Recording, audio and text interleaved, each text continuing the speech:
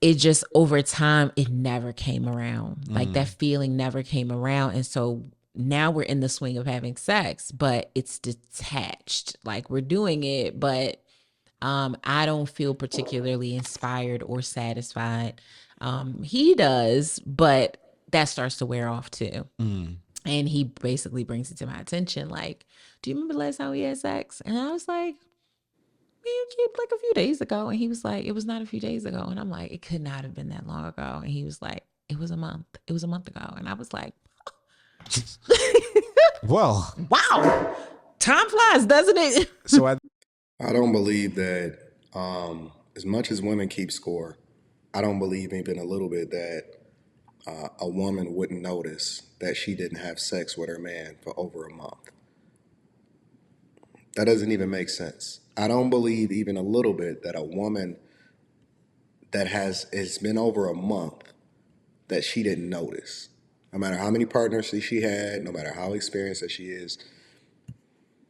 Come on, man.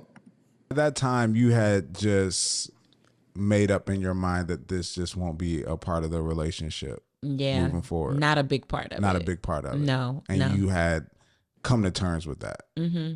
And I had come were to terms okay with with marrying him and moving forward, knowing that that wouldn't be a thing. Mm-hmm. Because again, I was like, this is a good man, Savannah. This is a good man. He is 90-10, not 80-20. He Yeah. is this, he is that, he is that. Pfft. I done had enough dick. You know, like this is really this is really my crazy mindset. But also, and there's no shade to my friends, but my friends had a big influence on it that, too. Because yeah. when I would talk to them, this was also new for me. So I'm like, what am I, girl? I'm not getting the getting. And they out here in the streets like, girl, you better hold on to that. Okay, you're like, know, listen, he is sweet. He is nice. Even when we're around, he's like, what y'all need, what y'all want. He's accommodating. He makes our home comfortable when we receive people. So everybody loved him so much, me included. So talking to them was like talking to his cheerleading squad. Like, shut your mouth, take that coochie in their house and give it to him. So he's meeting every expectation. He's a good man. He's taking care of business. And it's just not doing it for her. And part of the reason is because she's not emotionally connected to the dude. A, because of her previous experiences. And then B, she's also used to being treated a certain way. That's in a negative sense. That doesn't necessarily align with who this guy is. So her friends can identify the things that make him a great man, and then that turns them on. And then she has to rev herself up in order to get with a guy that is best for her, but she's not necessarily turned on by him because of her previous experiences in dealing with the dudes that's not best for her, right? And this is one of the reasons why your body count matters, in my opinion. B, previous relationship experiences then determine who it is that you are, even from a sexual experience, especially for a woman going forward. And then C, women will never, ever do the thing that's in their best interest. They always gonna go for the person that makes them feel a certain type of way instead of a person that makes the most sense for them. And instead of them working on them in order to become more attracted and more sexy in order to measure up to whatever it is this good guy is for her, they always gonna go with the thing that don't make the most sense. I guarantee you. Because he deserves it, you know? So, but it wouldn't work. And when he brought it to my attention, like I felt bad. So now I realize I'm going into a cycle of having obligatory sex with my man. Yeah. Like I am having sex with him, like remembering, like, okay, I have to have sex with him because it's been a few days now and he deserves it. It felt more of a chore than an actual desire. And not to get like too like descriptive, but I even started just only doing it in certain positions because it allowed me to just get through it more. Like a lot of times from the back, because I just didn't have a connection with him in that way. So it would feel very awkward. Only at night. The best sex for a period of time was when I would go out because I done had a couple drinks. So I'm coming home and I'm like, you about to get it, boy. And it even got to a point where he was like, I'm not doing that anymore. Yeah. I'm not doing it anymore. I'm not doing that. You come home, you done had a couple drinks, you feeling real spicy and saucy, because I know, I can tell the difference. We have sex totally different. And I was like, none of my tricks, nothing is working. Mm. I'm not getting like Yeah. psychedelically tricking him into like, this is okay. And yeah, it went on like that for a long time though, to the point where like he said to me, like, I don't know what I'm doing wrong. Like if I'm doing something wrong, why don't you just tell me? And I was like, I can't tell you because I don't think you're doing anything wrong. Like you were So basically, she's broken. And it's not necessarily that she don't have a connection with him, is that she's disconnected based off of what it is that she's experienced in her past that's then informing her of what this relationship is supposed to be sexually because now she know too much.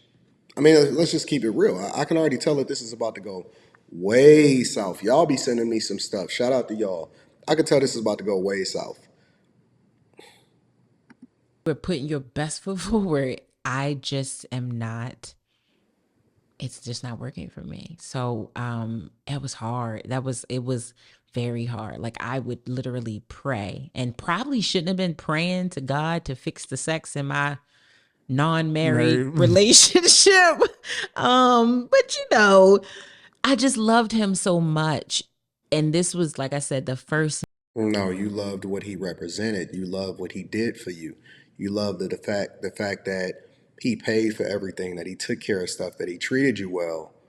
You didn't love him. You loved what he represented and what was different probably in her life from what it is that she experienced previously. Man who earned my love Mm-hmm. in the most beautiful way possible. And why couldn't I perform for him? Yeah. Like, of all the men that I should have tucked these cookies in for, For sure. he's not one. The gate. Did I just call it? Did I just call it?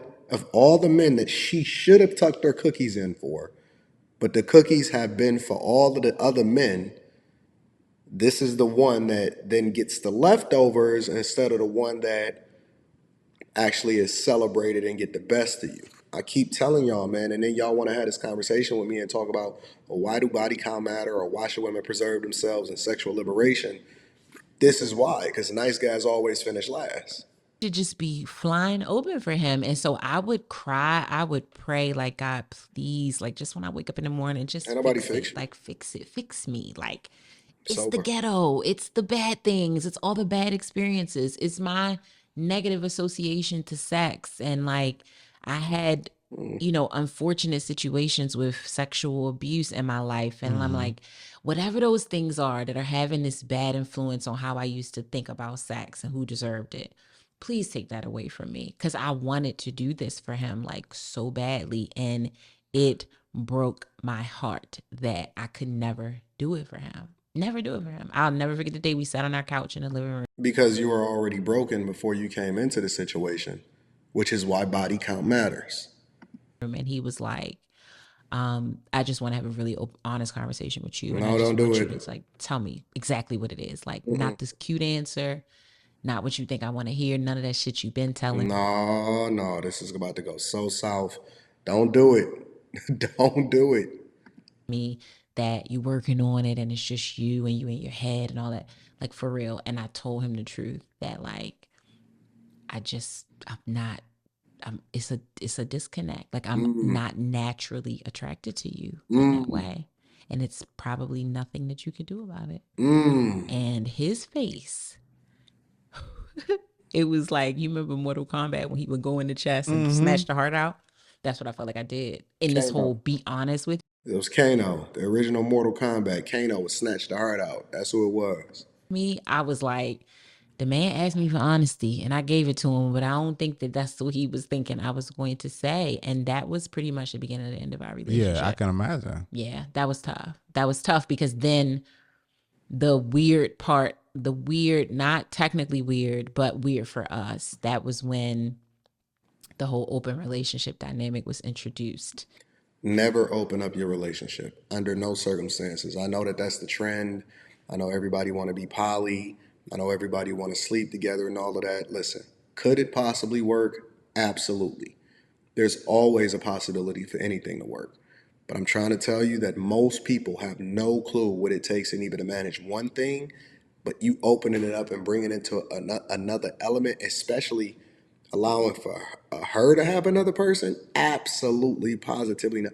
Never let your chick, first of all, be for another dude. Now, the other side of the equation is opening up your relationship and bringing another woman. It's not gonna do it. Having an open relationship and letting her have sex with somebody else, that's not gonna do it. What's she there for? What value can she add to you? It's never gonna fix it. It's gonna make it absolutely exponentially worse 100% of the time.